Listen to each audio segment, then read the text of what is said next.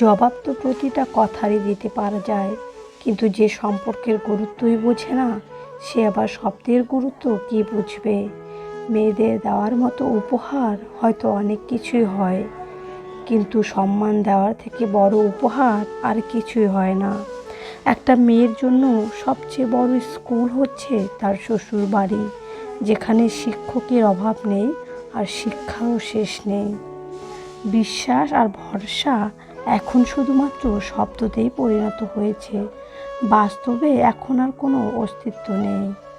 ভালোবাসা শব্দটা খুবই অদ্ভুত, কারো জীবন করে দেয়, আবার কারো জীবন ধ্বংস করে দেয়।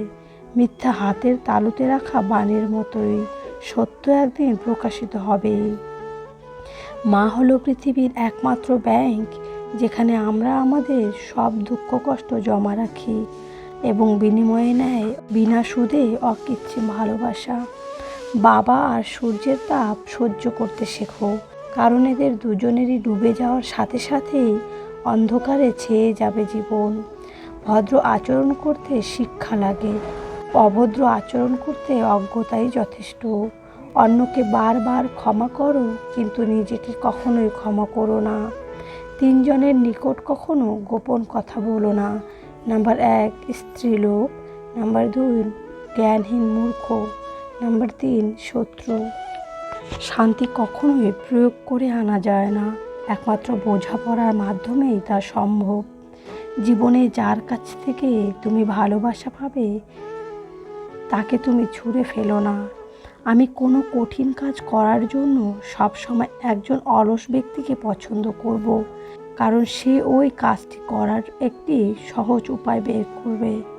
সবচেয়ে কঠিন কাজ হচ্ছে নিজেকে চেনা, এবং সবচেয়ে সহজ কাজ হচ্ছে অন্যদেরকে উপদেশ দেওয়া।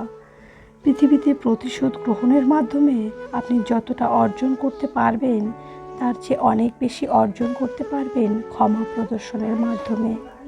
অসম্ভব শব্দটি মূর্খের অভিধানেই পাওয়া যায়। ভালোবাসার মানুষটার অভাব যদি আপনি বুঝতে না পারেন, তাহলে তার সাথে সম্পর্ক কখনোই দৃঢ় হবে না। মন অনেক কিছু চাইবে, কিন্তু তা বিবেক দিয়ে বিচার করবে, তাহলেই তুমি বুঝবে কোনটা তোমার করা উচিত আর কোনটা করা উচিত নয়।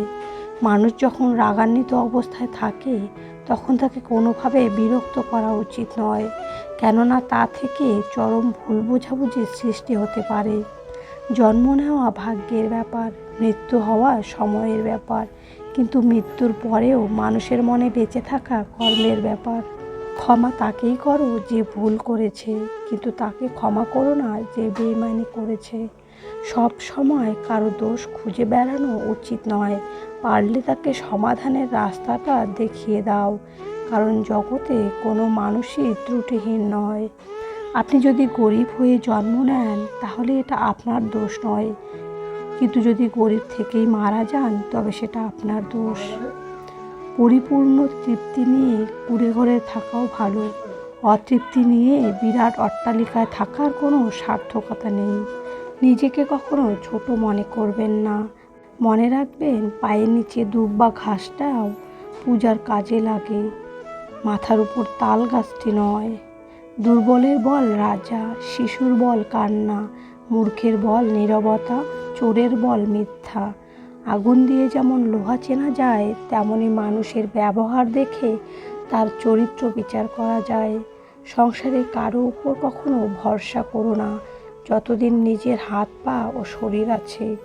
যদি আপনি সত্যি কিছু করতে চান, তাহলে কোনো না কোনো রাস্তা ঠিকই খুঁজে পাবেন, আর যদি আপনি না করতে চান, তাহলে অজুহাত ঠিকই খুঁজে পাবেন।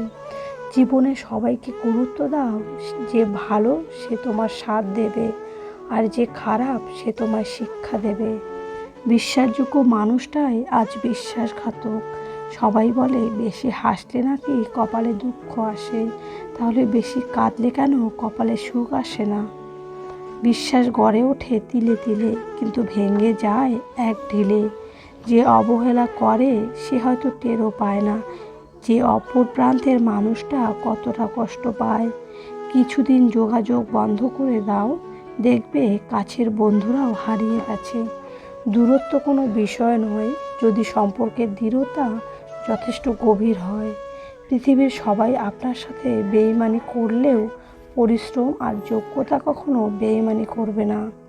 পোকা আর ধোঁকা দুটি আলাদা হলেও গুণ কিন্তু একই। পোকা ফসলের মাঠ ধ্বংস করে আর ধোঁকা মানুষের জীবন ধ্বংস করে।